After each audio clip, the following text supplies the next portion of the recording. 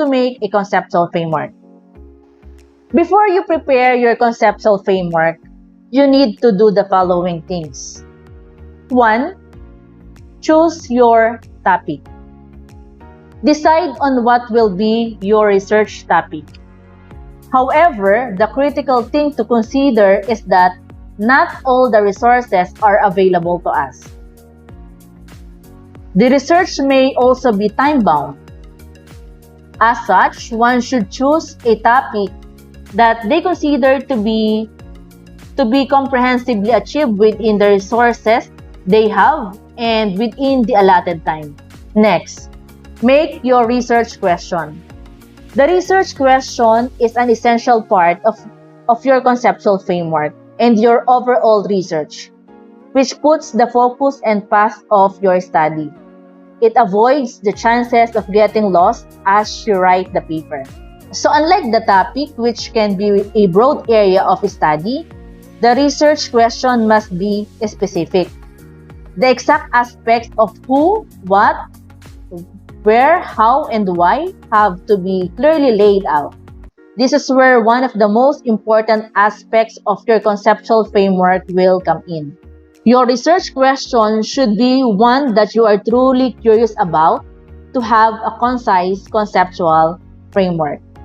Third one, do a literature review. The purpose of having a literature review is to let you and your readers know about the existing ideas and information on your chosen topic and the weak and strong points of it. Having a review of the literature narrows down what you will be putting in your conceptual framework. Some of the key things you should remember when doing the review of literature are that it should be connected to the topic. Synthesize the result of the publications you have read and organize the areas where there is a lack of information or insufficient evidence to prove the claim. Review relevant and updated research on the theme that you decide to work on after scrutiny of the issue at hand. Preferably use peer-reviewed and well-known scientific journal as these are reliable sources of information. Fourth, identify the important values of your study. Variables are things that you can measure, manipulate, and control in statistics and in research. Because of this particular definition, wherein variables are measurable, manipulable, and controllable, most of the time, the type of research that uses variables is quantitative research. All studies analyze a variable that can describe or can take in the form of, or variables may be in the form of the following: a person, a place, a thing, or an idea. Variables are important to understand because they are the basic units of the information studied and interpreted in research studies. Researchers carefully analyze and interpret the value or values of each variable to make sense of how things relate to each other in a descriptive study or what has happened in an experiment. Next step, think about how the variables are related.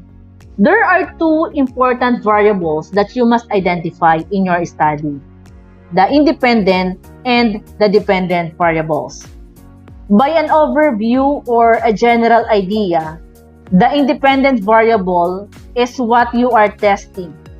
Usually, the IV refers to the issue that you are investigating.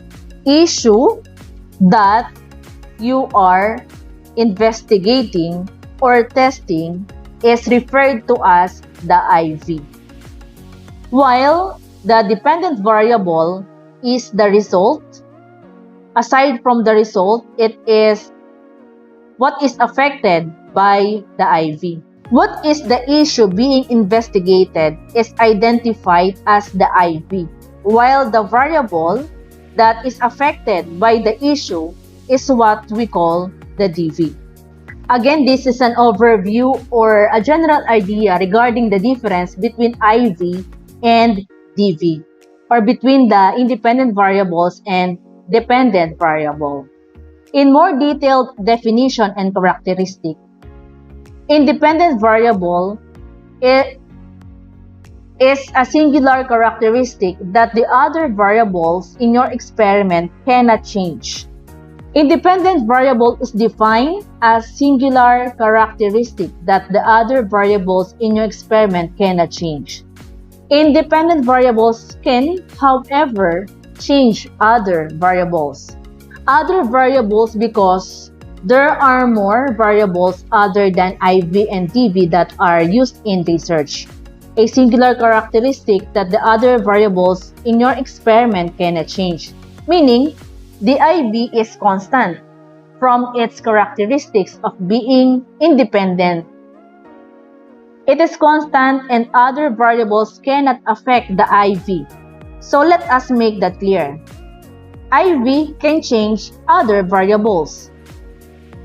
Independent variable is constant and cannot be changed by other variables, but it can change or have an effect on other variables, specifically the dependent variable. In studies, researchers often try to find out whether an independent variable causes other variables like dependent variable to change, and if it does, in what way? In this particular statement, in this last sentence, usually the research title that you will see with this particular statement starts with the term effects. The effects of the independent variable on the dependent variable. The effects of the independent variable on the dependent variable. Again, the independent variable is the issue at hand, while the dependent variable is the one being affected. So this is where you will find out the result of the effect of the independent variable on the dependent variable. Basically, this is the characteristic of what we call an independent variable.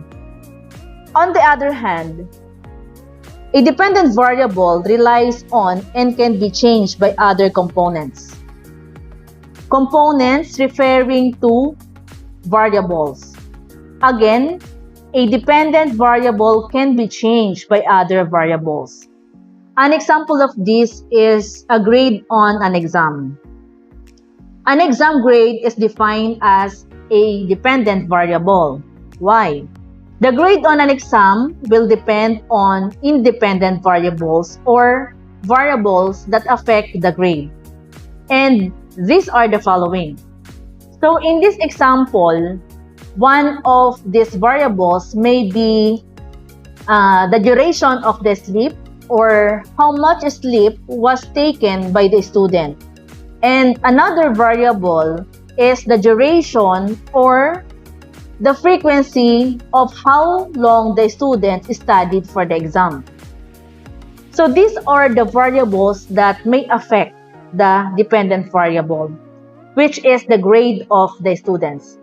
Independent variables or IV can influence dependent variables, but dependent variable or DVs cannot influence independent variables.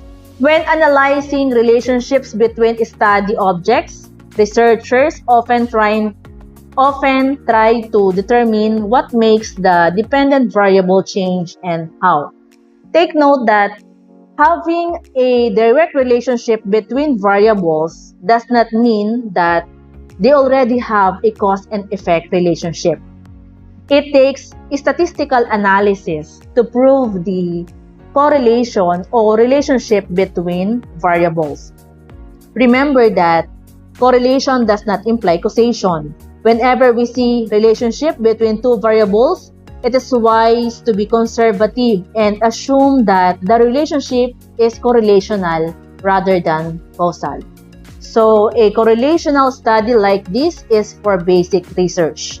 In a comparative study or for action research, The major aim of comparative research is to identify similarities and differences between variables. Sixth step, create a visual diagram or a model. Now that you've identified the variables and their relationship or differences, you may now create a visual diagram that summarizes them. This is an example of conceptual framework for basic research using IVDV model. And this one, sample conceptual framework for action research.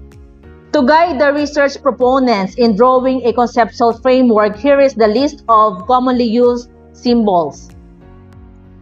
3 rectangular boxes.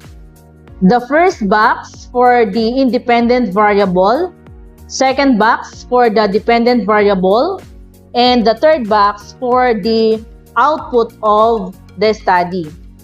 IV means independent variable, and DV means dependent variable.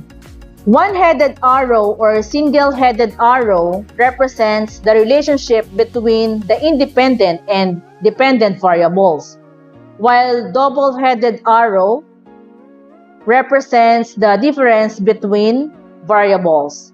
Moreover, the dotted line or broken arrow represents the proposed program, project, or activity. Last step, explain your conceptual framework in narrative form. In preparation for the conceptual framework, the following components should be considered. Provide a brief explanation of your conceptual framework, state the important variables, their relationship, and the research output. A short introductory paragraph will be written before the actual figure or diagram.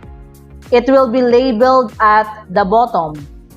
And an explanation will be written after the figure, which is commonly composed of 3 parts. The first part is the general description of the framework. Second part, identification of the independent and dependent variables, their indicators that will be determined, and treatment that will be used if it is difference, effects, or relationship.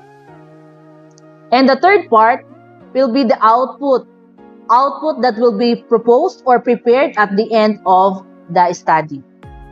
The step in developing conceptual framework: choose your topic, make your research question, do a literature review, identify the important variables of your study, think about how the variables are related, create a visual diagram or model, and explain your conceptual framework in narrative form.